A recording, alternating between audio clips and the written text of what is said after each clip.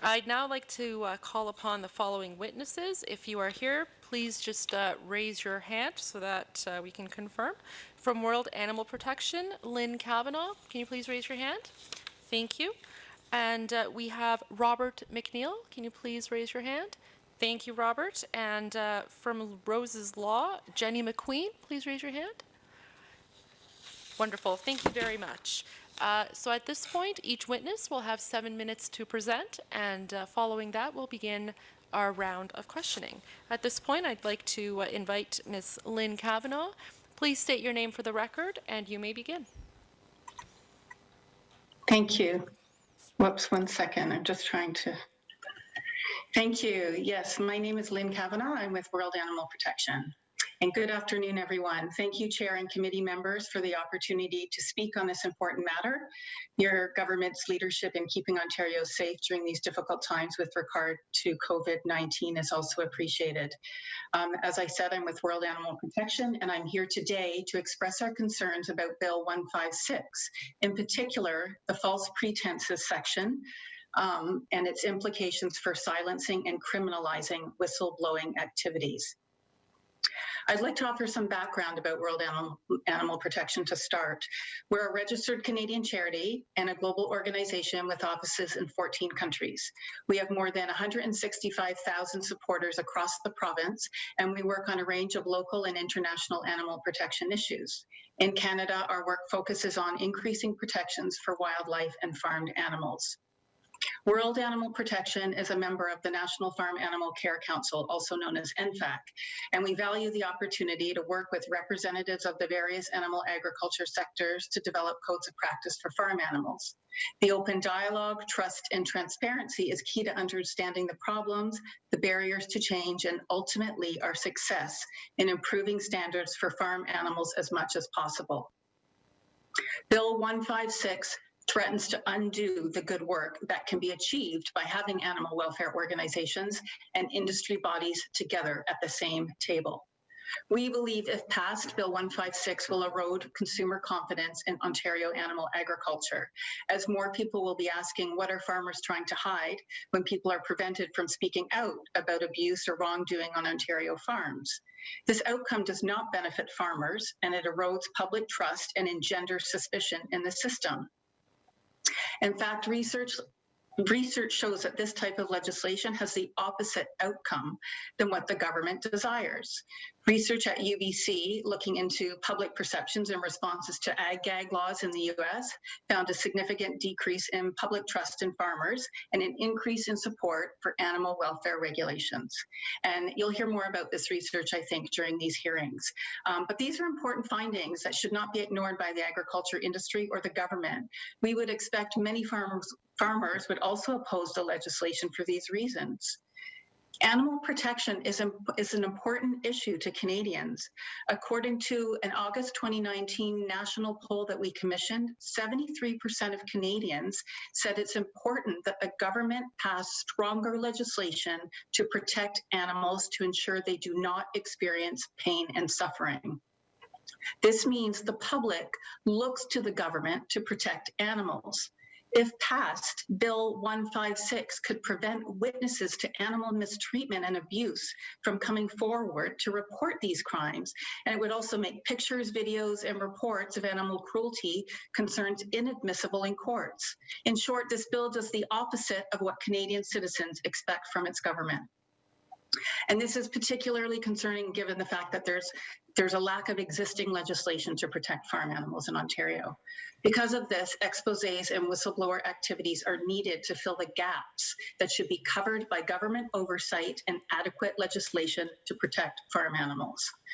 Exposés over the past 10 years or so have revealed repeated situations of severe animal abuse on farms, such as the case in Chilliwack, BC, of the dairy farm where workers violently kicked, punched, and hit animals with chains, metal pipes, and other weapons.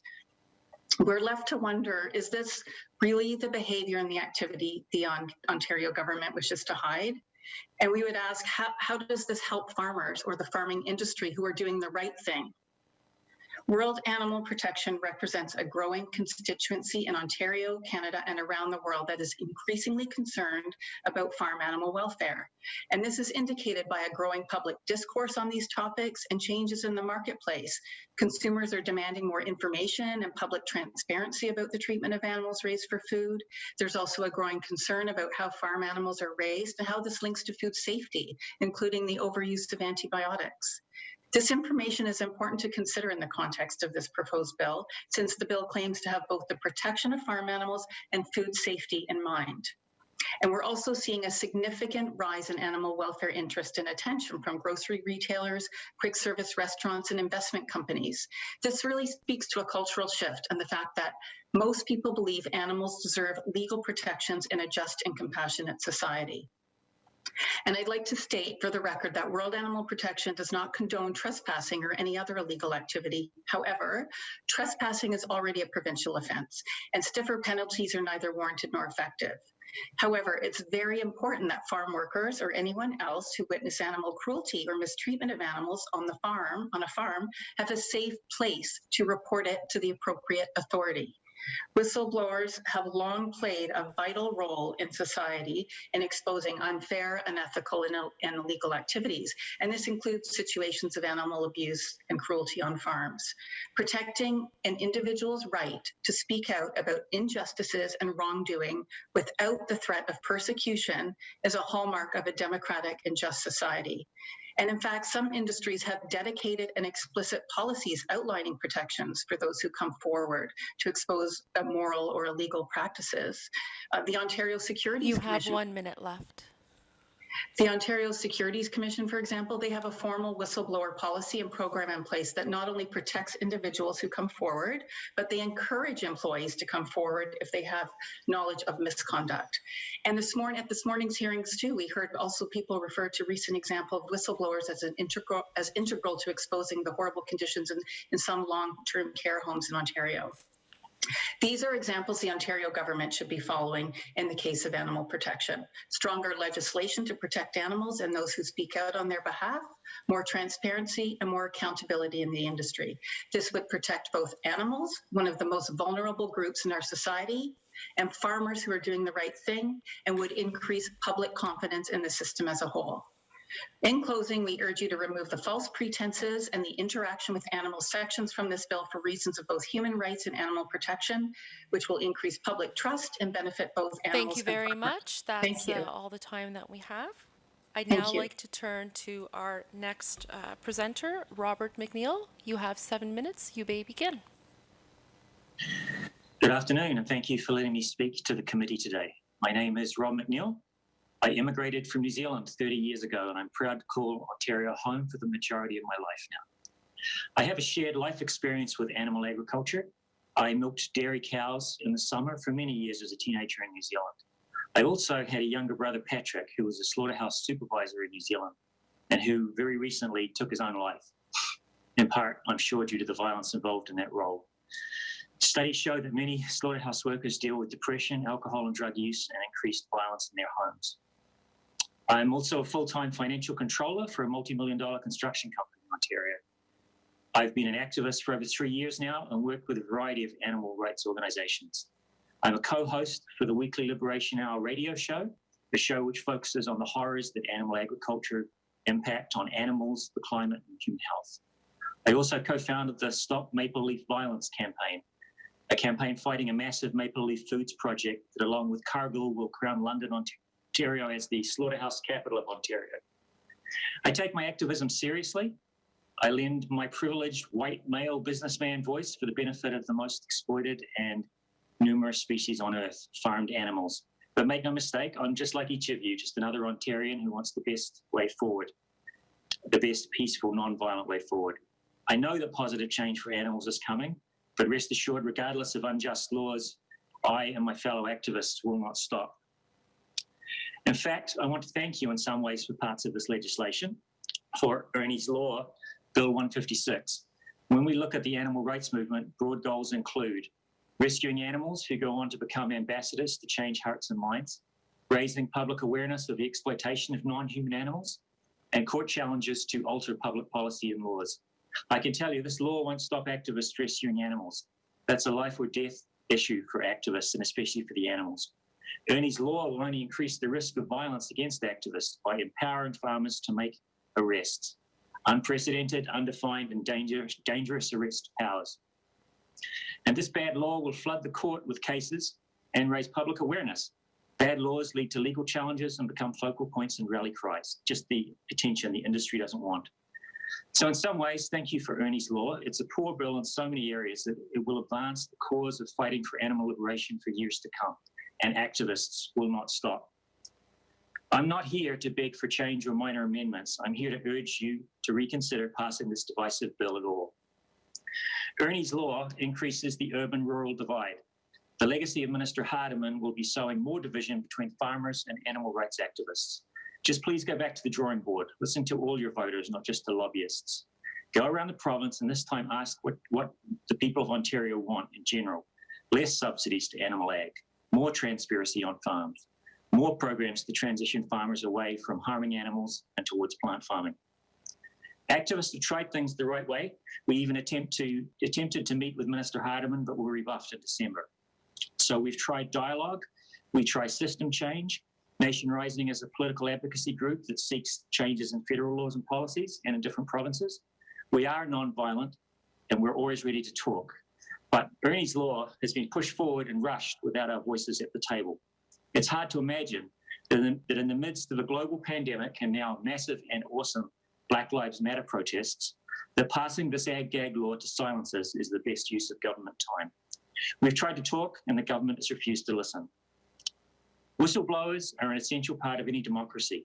Consider the recent report about conditions in some Ontario rest homes.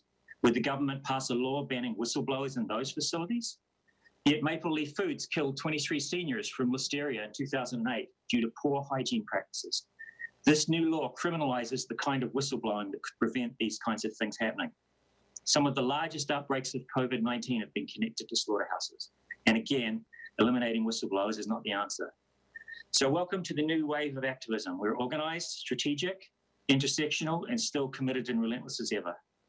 Activist Amy Serrano of Meet the Victims says that the problem is not civil disobedience, it is civil obedience in the face of unjust laws, and activists will not stop. We are all earthlings here. This is the only planet we have, and Mother Earth is throwing us a bunch of huge hints lately. Bushfires in Australia, a plague of coronavirus, climate change. Time is running out. If you look down on the Earth from space, you'd see 77 billion earthlings, 7 billion humans, and 70 billion farmed land animals confined and exploited. Never mind the fishes. If you could see pain from space, you would see massive centers of death and exploitation in slaughterhouses and factory farms. Speciesism is discrimination based on biological difference.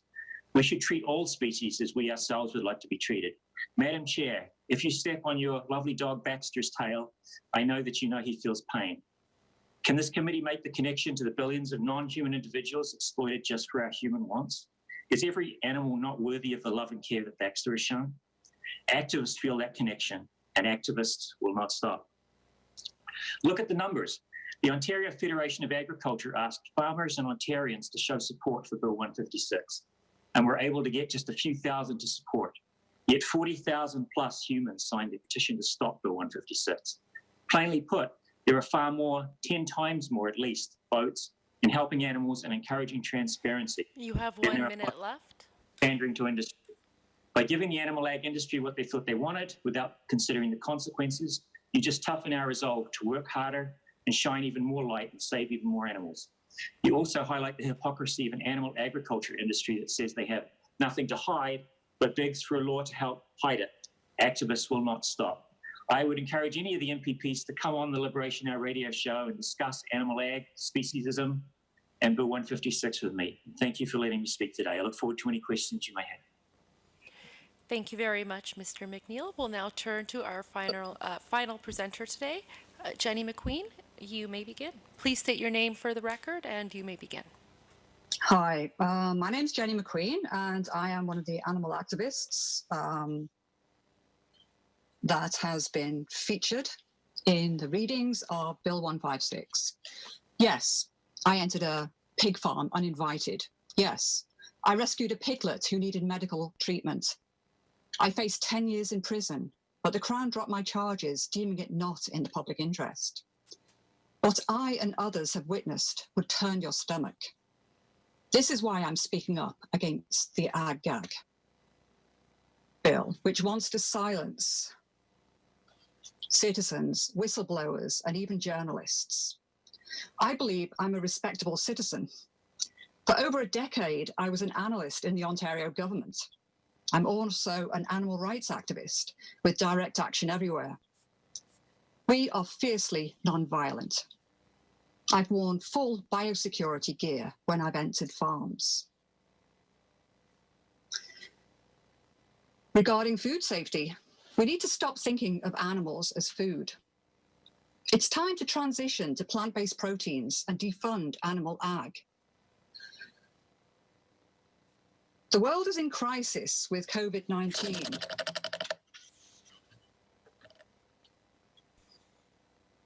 It's another virus from the animal world. SARS, swine flu, avian flu, MERS, Ebola, all come from animal use and exploitation. Animals in Canada are confined in filthy conditions. The perfect breeding ground for the next pandemic.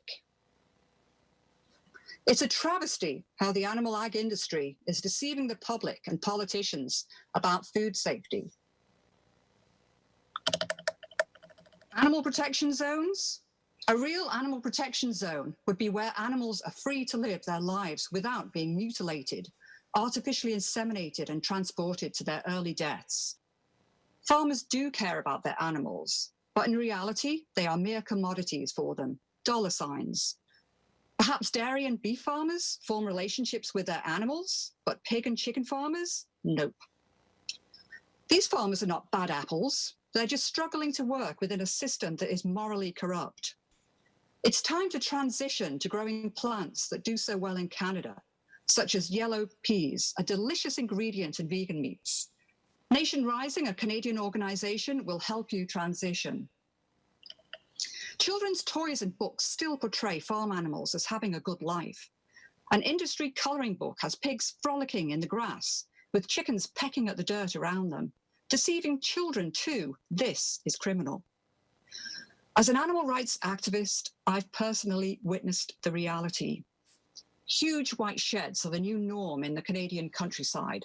Pristine from the outside, but filthy and stuffed full of animals on the inside. Hidden from the public view, hidden from the sunlight, and denied any basic natural behaviors. The pig barns and chicken barns I've been inside are a nightmare. There's rats scurrying around, flies everywhere, dust and cobwebs. Strong ammonia attacking the electrical systems, no reasonable fire protection. One upstanding farmer who took the stand in the Anita Crines case was in the news in 2018 after 3,000 pigs burned to death in his building. I can't let my mind go there too much. It's devastating to think about. We hear pig gestation crates have been banned. They haven't. Existing farms are exempt. Mother pigs are literally unable to turn around to nurture their young. They give birth in the dead of night, no one to take care of them. There's miscarriages with dead piglets in the afterbirth. And workers are expected to do this awful cleanup? I filmed a piglet discarded in the corridor, obviously rotting for days. Their stomach was blackened from the inside out. At Adair Pork, there was a female pig, heavily pregnant, with a massive bloody prolapse, obviously in pain. Last Chance for Animals discovered a nasty term in another investigation called slash and grab, a procedure where they slash open their stomach, remove the babies, then kill the mother pig. How is that allowed? Another bold-faced humane lie was exposed at King Cole Ducks earlier this year. Animal justice lawyers are now able to lodge a formal complaint for false advertising following Rose's Law activists exposing the horrors inside. 3 of them are now facing jail for their action. Animal rights activists are only concerned about exposing the conditions that animals endure. Farmers' homes are very rarely near any animal ag operation due to the strong stench of ammonia from the sheds. Bearing witness is an essential form of activism, which allows the public to see how animals arrive at slaughterhouses, for example, suffering in the extreme heat of Canadian summers. I have a message to the public. Before they fine you thousands of dollars for wanting to see the truth, join an Animal Save movement vigil. Look an animal in the eye. That's what ignited my passion. That's why I stopped viewing animals as food. I have a message to farm workers. Now is the time to become a whistleblower before they fine you thousands of dollars. Message me. Canadian citizens, please. You have 1 minute left. Canadian citizens, please, continue to challenge unjust laws. Civil disobedience is a valid tactic. The women's suffragette movement proves my point. It can be difficult and it can be challenging, but it's something that we must stand up for. It's something that we must do. This is how laws change. We must continue to put these awful industries on trial. It has to be said again, animals are not food. Finally, compassion is not a crime. Thank you. Thank you very much for your presentation. We'll now begin this round of questioning, and we'll begin with the independent member, MPP Schreiner. You have 6.5 minutes. You may begin.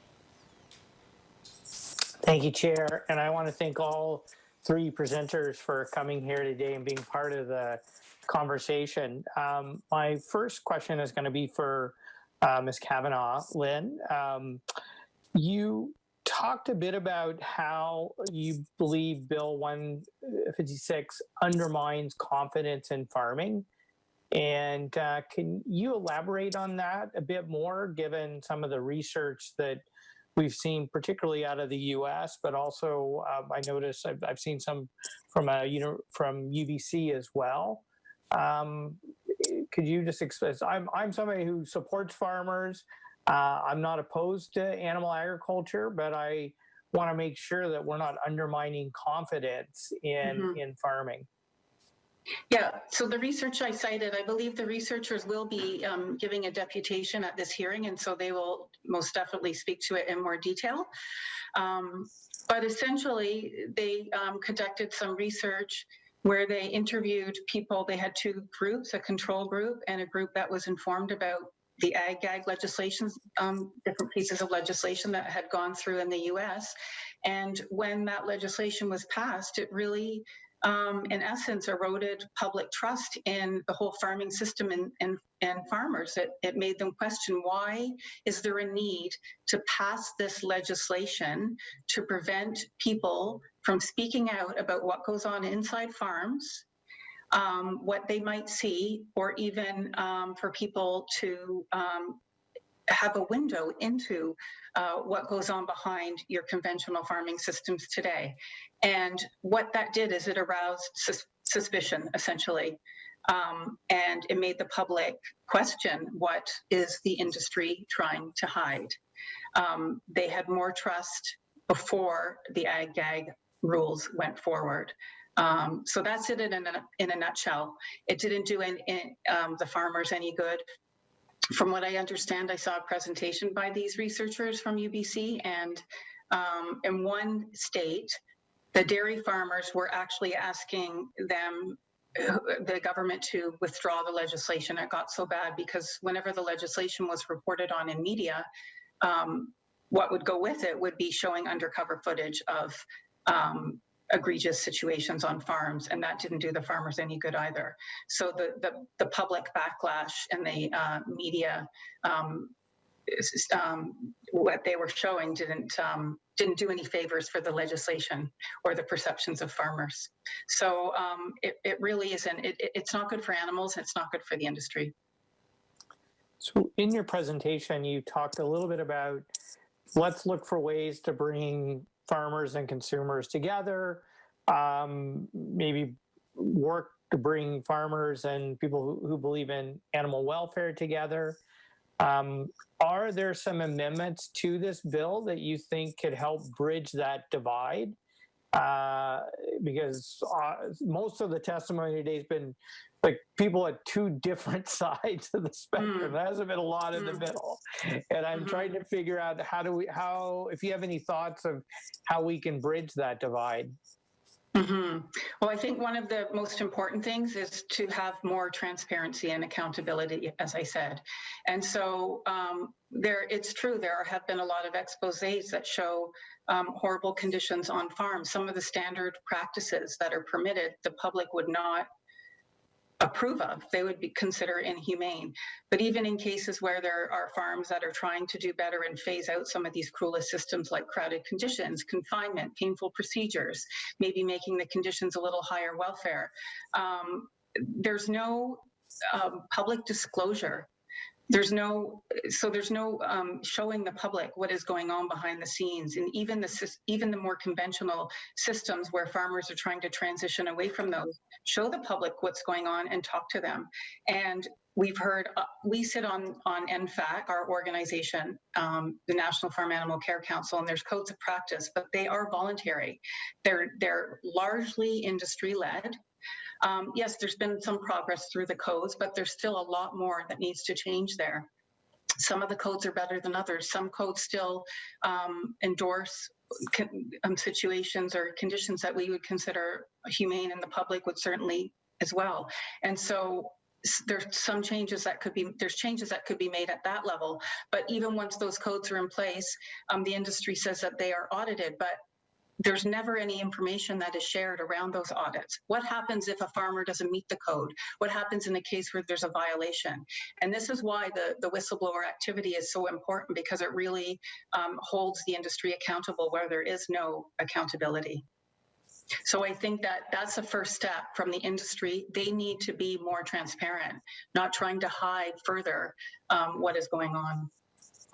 Okay, thanks. And so my final question, and I don't know how much, I probably You have 1 limited minute time. left. Okay, so Rob and Jenny, really quick, we've had a number of farmers express concerns about people trespassing on their private property. I guess, are you concerned about that and feel like that's a valid concern that farmers have? Personally, Go ahead, Jenny. Yeah. Personally, no, because we only enter the barns where the animals are. We do not need or want to see any human when we're going into these places. As I said, the farms are not next to any houses, and if the houses are nearby, then we choose not to go there. We are only interested in the animals. We wear full biosecurity gear. We are not harming anyone. Rob, there might be a couple seconds left if you wanted to have 1 a second, chance. actually.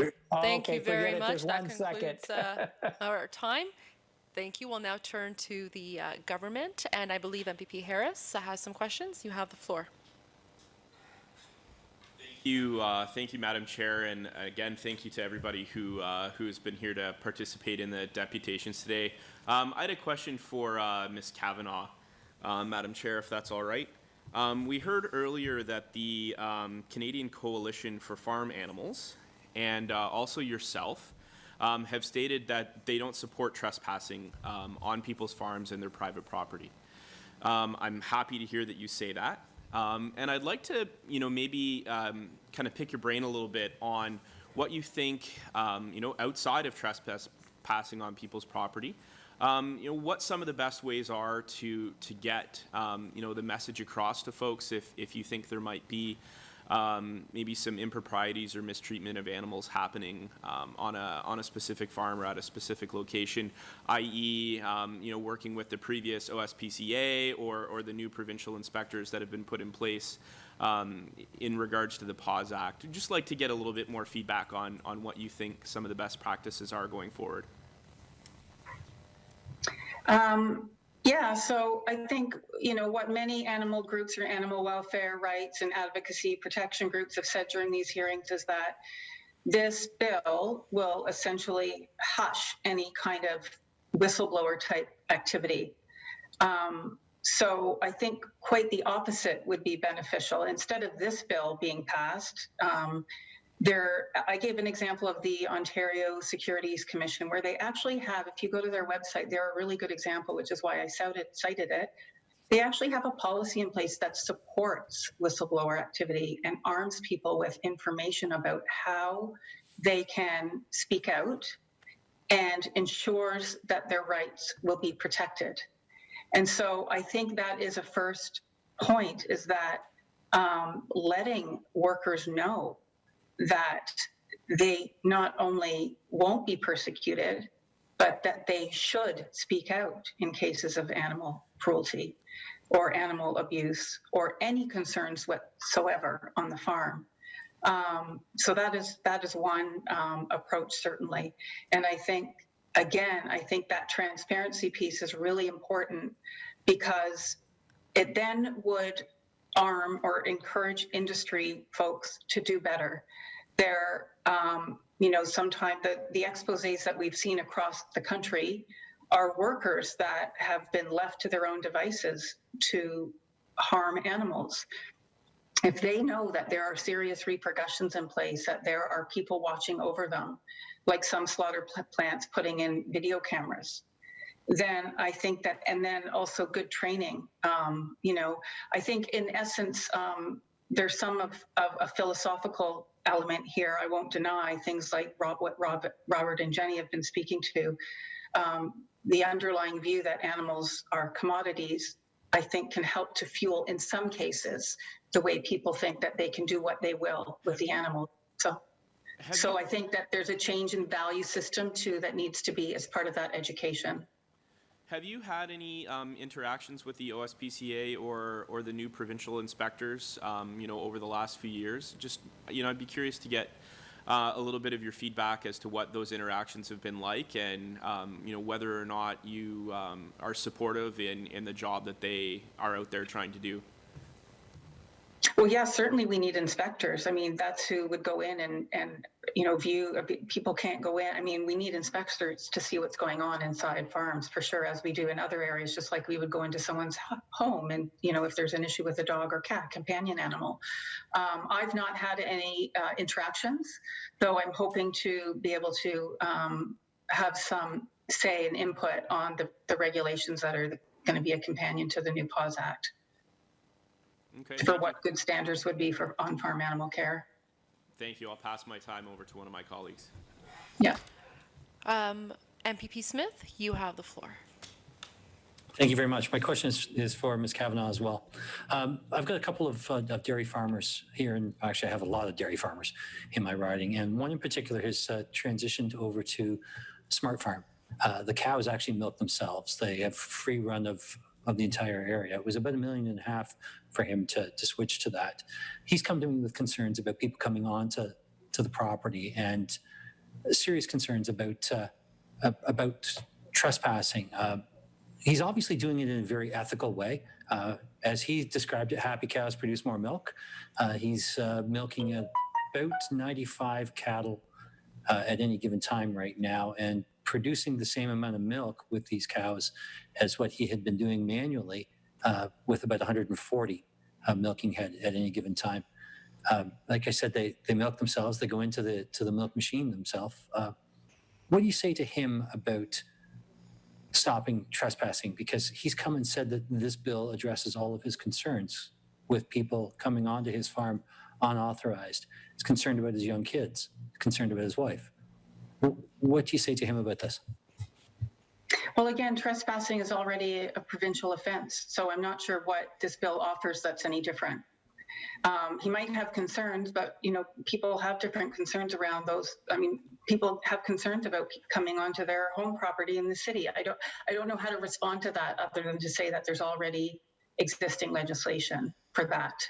What our concerns are here in the groups of people who have the interest of animal protection in mind is being able to share information about what goes on farms and how farm animals are treated. So his concern around trespassing is that you can protest out front on municipal property, but you don't have to come onto his property to do it. Is that a fair assessment? I mean, freedom of, like, we live in a democratic society, so we should be able to protest wherever we want on public property. He's not against, and this law doesn't prohibit anyone from protesting on public property. It's Okay. that the protesters come onto his property, come up to the barn, and they protest on his property. Do you think Okay. that's appropriate? Well, no, it's trespassing. As I said, our organization doesn't support trespassing. So what this law does is it strengthens the trespassing to put in more of a deterrent for it. You have 1 And- minute left. I don't think that The that's deterrent is inappropriate. more, sorry. I don't think it's inappropriate then to make sure that we're doing something that protects the health and welfare of his family as well. Well, look, as I said, trespassing is already illegal. And if there's this bill is also symbolic, right? So if you add that piece, I mean, it's symbolic. It tells the public that there's something to hide. So it doesn't do him any favors. He can defer to the existing legislation. Passing this legislation just arises suspicion in the public, as I said. And it's got all these other elements that don't protect animals and don't do farmers any good. And animals are a constituency, they don't have a voice, but they are a vulnerable member of society, and we owe it to them to protect their interests, especially if we're going to use them for food, as we do by the billions. So I think that needs to be a consideration here. Thank you about very how much. animals- This concludes our time for the government side. We'll now turn to the official opposition. MPP Glover, you may begin. You have 8 minutes. Okay, thank you very much, and thank you everybody for being here today. Let's see, I'll ask my first question of Ms. McQueen. You said that you trespassed on a farm, you were charged, but the charges were dismissed. Could you explain? Yeah. I filmed myself inside a pig barn as I was undertaking open rescue. So I'm completely clear and honest and open about my actions. I reported to the OSPCA, to the Fire Authority, to the Electrical Safety Authority the very next day, all the terrible, terrible things that I witnessed. And then the police came about 6 months later and banging on my house at 6 a.m. in the morning, put me in handcuffs, and the charge was break and enter. And through the extremely slow Ontario justice system, eventually, my lawyers and the Crown were talking and they dropped the charges. And I would have really preferred the charges not to be dropped. I wanted a time in court. I wanted to put this industry on trial. What I've seen inside, the public need to see. Okay, and were there grounds for dropping the charges? The explanation was that it was not in the public interest. What we take from that is perhaps there was influence from industry, or they just don't feel the waste of money, the waste of public money on taking someone like myself to trial is worth it. Okay, thank you. Let's see, my next question is for Ms. Kavanaugh. You said that in the states where where bills similar to this have been passed, that it actually eroded trust in farming. Can you send us the report or look me up online and send me the report on that, please? Because I'd like to see that. Yes, absolutely. Okay. Yeah, there's a published paper about it, actually. Okay, and you also said that there's, you seem to be looking for a systemic solution. You said that there's one thing that should be done is that there should be stricter legislation protecting animals on farms. Can you explain that a bit? Well, yeah, sure. I mean, the previous OSPCA Act, for example, they excluded what was considered accepted practices on farms. So anything that would be considered, inhumane by the average person, some, things like confinement housing, sow stalls, or battery cages for laying hens, or painful procedures that are done to some farm animals. So I think that we need legislation to have a minimum standard of care for farm animals and how they're treated.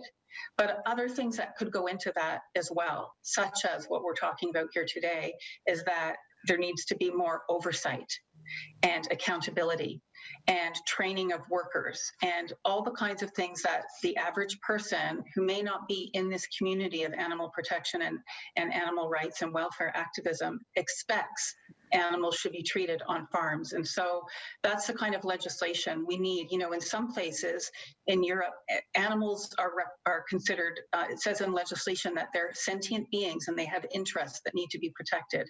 In Canada's federal cruelty laws, they're still considered property. So we have a far way to go, the way we protect animals in general, but in particular farm animals. So I think that's really what's needed. We need good standards for how animals, at a bare minimum, should be treated on farms. And then on top of that is the transparency and the accountability stuff that we're talking about here to ensure that there's good oversight and they are not harmed. And even, you know, we haven't talked about transport. Transport regulations, again, need to be vastly improved, even though the CFIA just put out new regulations, they're not strong enough. Okay. Thank you. The other thing that, you know, you're talking about system solutions and you're talking about changing values in society. And, you know, that's something that obviously you're working towards. But the farmers are also part of a system. And one of the things that struck me, and I mentioned this earlier today, is that, you know, farm incomes have been flatlined for the last 30 years. And the only way that they've been able to survive is to get bigger and bigger.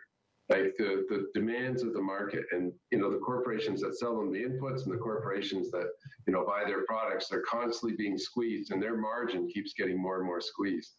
And so they have to sell for the lowest prices. And so they end up being, you know, getting bigger, like the family farm with the chickens running around and the pigs and, you know, outdoors that just, you couldn't survive with a mixed farm like that anymore. You couldn't have survived 30, 40 years ago, even with that. What do you say to the farmers, though, that are, you know, love farming, want to continue farming, have been in it for generations, but are squeezed with these forces that are beyond their control, but do the best they can to, you know, support, you know, take care of the animals that they have. Well, I would say it also first depends on what type of farm. Maybe not so much dairy farms, but perhaps the pig farms, yes, have struggled in the economic sector. But look, the government can do a lot there. They give a lot of money to the agriculture industry in Canada. Why not redirect some of those subsidies to improve the conditions on farm to help the farmers get rid of sow stalls? Let the pigs be in open barns with straw. I mean, there are things that the government can do rather than just trying to prop up the industry and increase trade. Redirect some of those subsidies as well. I mean, we're moving forward, and one of the other speakers here today said, talking about plant-based food. I mean, you know, I haven't mentioned that, but really the way to support the highest welfare farming systems is having far fewer consumption of animal foods in favor of plant foods. And then when there are those animal farms, the earth's capacity can support higher welfare, and farmers would get a good payment for their for the food, the animals that they're raising, because the government would support that kind of ecological, healthier system. But I think in the short term, you know, the farmers that are struggling now to get rid of sow stalls because of the economics and the financial costs that it costs to refurbish their barns, the government has a role there, absolutely. And of course, the marketplace does too. It might be costly, but really, to date, cheap meat has come at a cost to the animals. And it's because animal welfare is Let me just ask one more question. Yeah. To what degree do you, there's a lot of activism around farms, but to what degree are you actually working on the consumers? Because the farmers, you know, one businessman said to me, tell us what the rules are and we'll figure out a way to make money. And farmers need to make money, you know? And so to what degree are you working with consumers to change their consuming habits to support the kind of farming that you would like to see? Absolutely. That's our organization does that too. We engage at all different levels. So not just trying to push farmers to do better, but talking to grocery retailers to get them to have higher standards in their supply chain. And that will encourage farmers to make those changes. In some cases, they might get more money, but in some cases not. It's the way the system works. But we also educate consumers around, you know, eat less meat, but if you do buy meat, buy the higher welfare stuff so that, and it costs more. But there's a reason it costs more. Animal welfare has been externalized. Thank you very much. Time is expired for questions. We'll now move over to the government for the next round. 8 minutes allotted to the government. Who would like to start? Going once, going twice. Okay. Moving back over to the official opposition, please. Who would like to start? MPP Van Toff.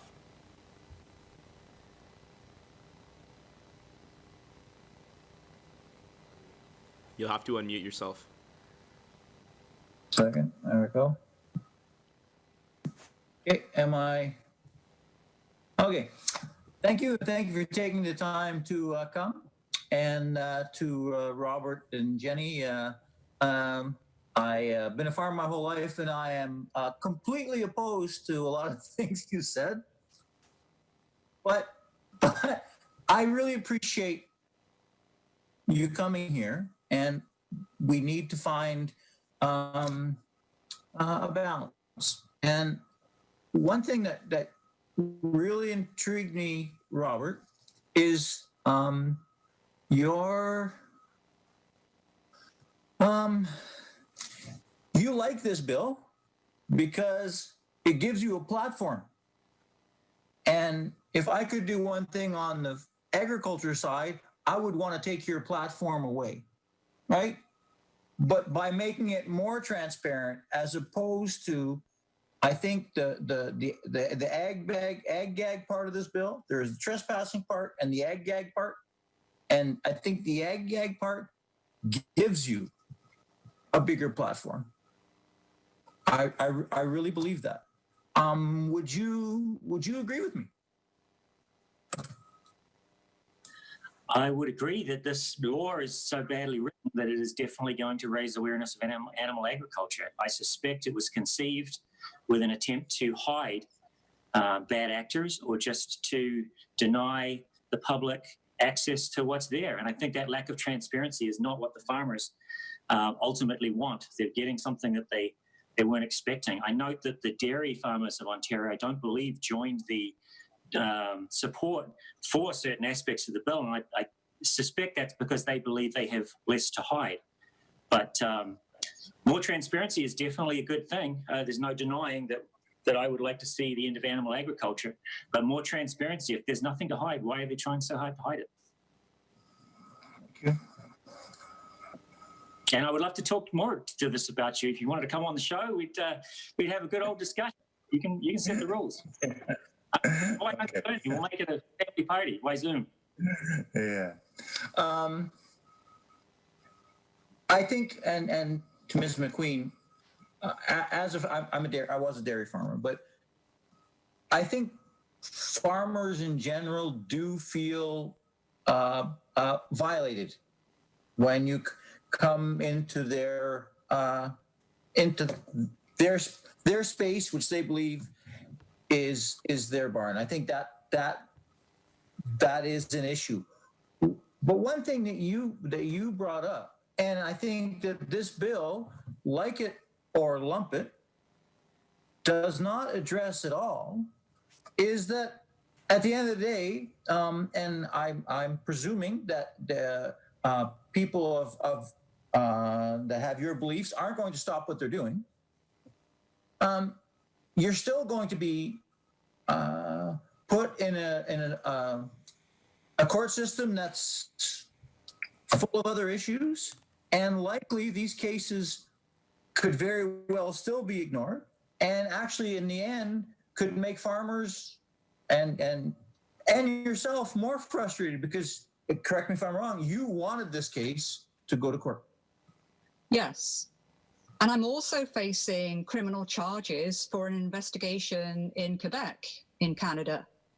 And I'd like to speak actually against something that Lynn said from World Animal Protection. We went inside Quebec into Port Greg.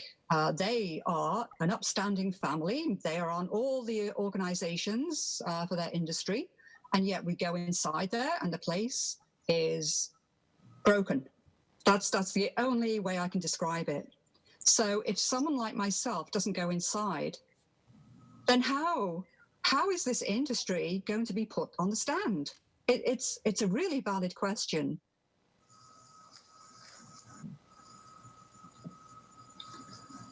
So now with the If the fine, basically on the trespass side of this bill, there's two changes, right? The fines are increased, and there is a provision where the court could, if someone like yourself breaks into a barn, could be charged with costs incurred. But those are the really only two changes in the bill. There is no more protection per se for farmers. There's no increased funding for one of the things that farmers were frustrated with is that they call and no one shows up. Well, that's not going to change. Their answer in this bill is a citizen's arrest. Are you concerned about that part of the bill? You know, I'm concerned that no one shows up for the animals. When I reported to the OSPCA as it was, and to the Fire and the Electrical Safety Authority, I don't get any feedback whatsoever that my concerns have been addressed.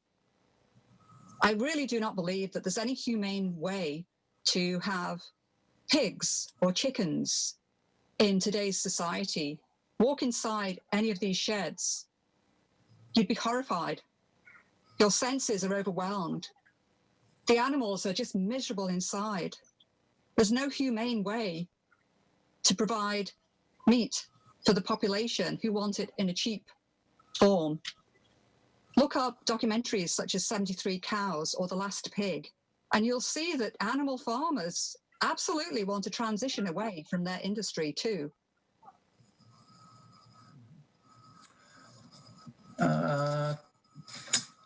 No further questions from me.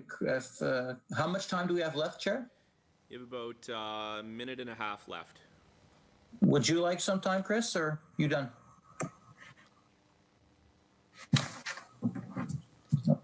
Okay. All right. Well, thank you very much for your participation. You may all leave the meeting now. And I believe we've got everybody here for our 4 o'clock deputations. So we'll just get started if everybody's ready to go. Starting with Humane Society International. You've got 7 minutes starting now. If you'd like to start, please state your name for the record, and then you may go ahead.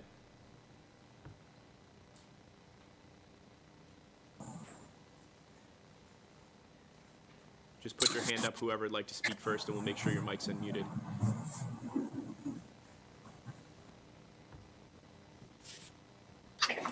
Thank you and good afternoon. I'm Rihanna Topan, Campaign Manager for Farmed Animal Welfare with Humane Society International Canada, which together with its affiliates is one of the largest animal protection organizations in the world. We represent tens of thousands of supporters in Ontario and hundreds of thousands of supporters nationwide. HSI Canada strongly opposes Bill 156 for 3 key reasons. It would reduce transparency regarding animal cruelty, it likely violates the Canadian Charter of Rights and Freedoms, and it poses risks to public health. These concerns and others are detailed in our written submission, and I will summarize our key points here. First, this bill would make it virtually impossible to expose animal cruelty. Across Canada, whistleblowers have exposed egregious cruelty to farmed animals. Within Ontario, they have documented baby chicks being ground up alive, chickens freezing to death during transport, turkeys being kicked, thrown, crushed, and violently beaten, and other horrendous acts of animal cruelty. Some of these exposés have resulted in criminal charges. All have been a critical source of information for the public about animal mistreatment in the food system. In the words of Dr. Maureen Harper, a vet and former Canadian Food Inspection Agency inspector who was unable to testify today, quote, "There are no regulations, either federal or provincial, providing required animal welfare standards for Ontario farms. It is imperative that there is both oversight and transparency with respect to the proper, humane treatment of all animals," end quote. Second, this bill represents a wholesale assault on our fundamental values. Aspects of Bill 156 would infringe on the rights to freedom of expression and peaceful assembly, violating the Charter. By making it an offense to gain access to a farm or slaughterhouse under false pretenses and restricting the public's ability to peacefully gather near trucks transporting animals, this bill would curtail civil liberties. In a free and democratic society, individuals must be able to expose unethical or illegal activities to empower consumers and encourage open dialogue. It is also unacceptable for the government to fast-track this bill while the ongoing pandemic demands the full attention of our leaders and citizens. This bill is largely redundant to Ontario's Trespass to Property Act. It would give special treatment to an already under-regulated industry and set a dangerous precedent for this and other sectors. Finally, Bill 156 poses severe risks to public health. Whistleblowers often shed light on food safety issues. They have shown unfit animals being loaded for transport, dead birds being left to rot next to eggs produced for human consumption, and Canadian Food Inspection Agency inspectors turning a blind eye to blatant contraventions of federal animal welfare and food safety laws. Similarly, biosecurity issues often arise due to questionable agricultural practices, the very thing that whistleblowers often expose. This has been revealed by recent studies on the biosecurity practices of Canadian poultry, dairy, and rabbit farms. COVID-19 is a sober reminder of the risk of zoonotic diseases. Factory farms subject hundreds of millions of animals to inhumane and unsanitary conditions every year, creating a perfect storm for the next global pandemic to emerge. Whistleblowers must be able to expose poor biosecurity practices to protect public health. Consumers want to know how their food is produced. This bill suggests that farmers have something to hide, and it will undermine consumer confidence in Ontario's food system. Recent events have proven the dire need for transparency in places like slaughterhouses and long-term care homes, and the value of peaceful protest. It is especially critical now that we do not silence whistleblowers.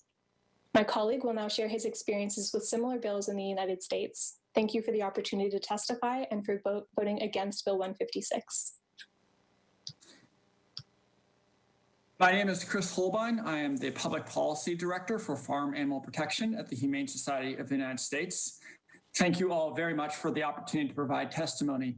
I have analyzed and addressed dozens of measures similar to the bill before you now.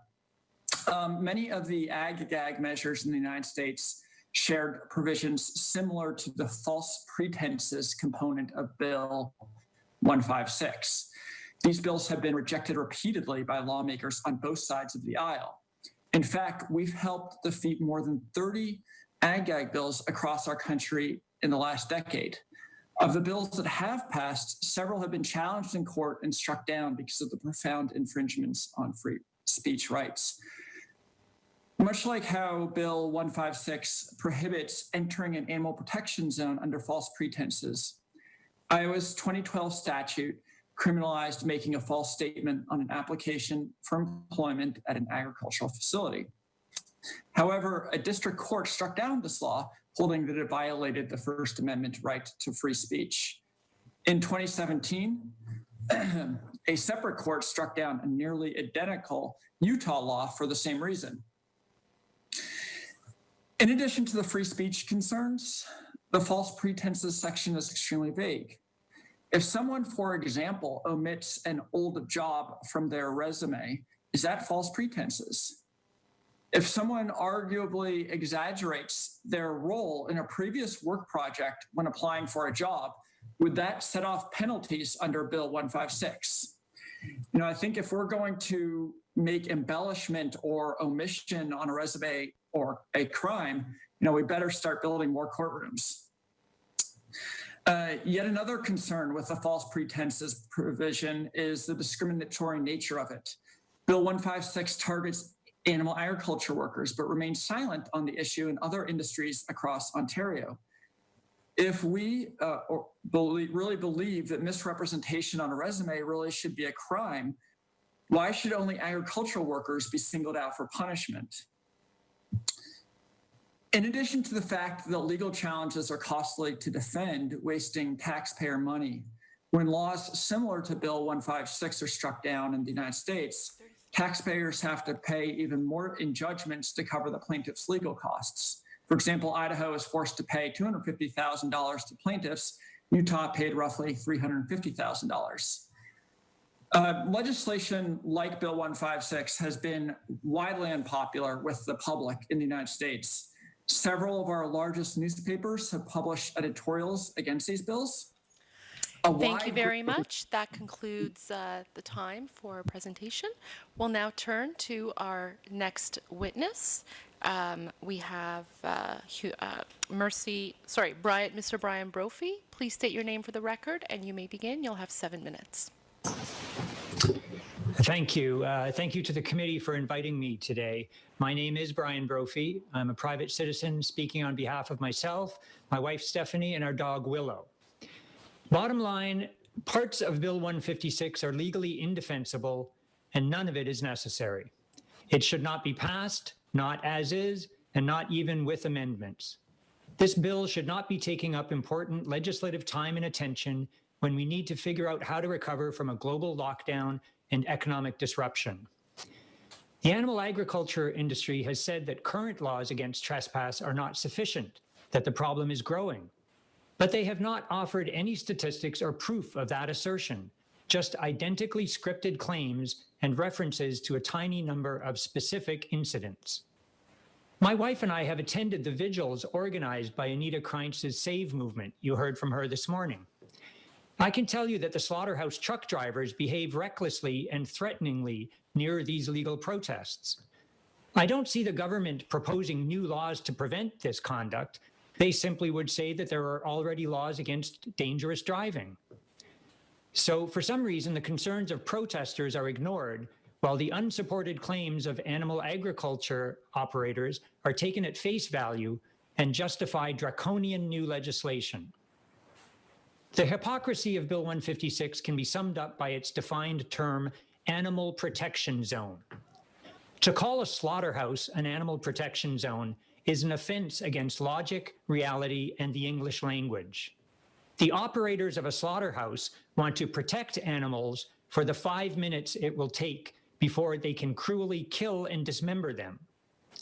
Let's be honest, it is not the animals that are meant to be protected, but the profits of the slaughterhouse. I think the acronym APZ actually stands for Animal Profiteering Zone. Note also the ridiculous idea that the bill is meant to protect the health and well-being of the animals from the trespassing animal rights activists. No farm animal, not 1% of the total, has ever suffered or died from activist trespass-induced illness, as far as I'm aware.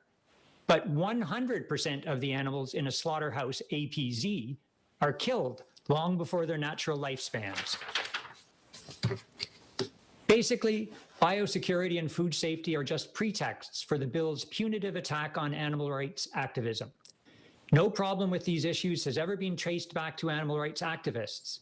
Even the biosecurity problems mentioned by the minister on the floor of the legislature, he admits were caused by agriculture workers themselves. So how long will the animal agriculture industry be allowed to misdirect our attention and concerns? When I wrote my original submission back in March, I barely mentioned COVID-19. But since then, it has become clearer that this pandemic and most pandemics throughout history are zoonotic and can be traced back to the proximity of animals being exploited by humans. The Spanish flu, SARS, MERS, swine flu, AIDS, HIV. This time around, slaughterhouses have become epicenters of infection due to the bad conditions and close quarters that the employees are forced to work in. Employees who, of course, are often immigrants or minorities. The government says that it's okay that Bill 156 clamps down on whistleblowers and undercover investigations of animal agriculture. But we have been reminded recently of the importance of whistleblowers. For instance, long-term care homes have also become epicenters of COVID-19 infection, and recent articles, such as this from the Globe and Mail, June 3rd, point out that, quote, whistleblower protection could have averted the terrible conditions in long-term care. In short, in June 2020, when it is so clear how important whistleblowers are to publicizing and preventing police brutality and all manner of social ills, now is not the time for the legislature of Ontario to put itself in the position of passing a law that chills whistleblowing and exaggerates, demonizes, and restricts legitimate peaceful protest. Thank you for your attention. Thank you very much for your presentation. We'll now turn to our final witness. We have Kolom Nadoshi.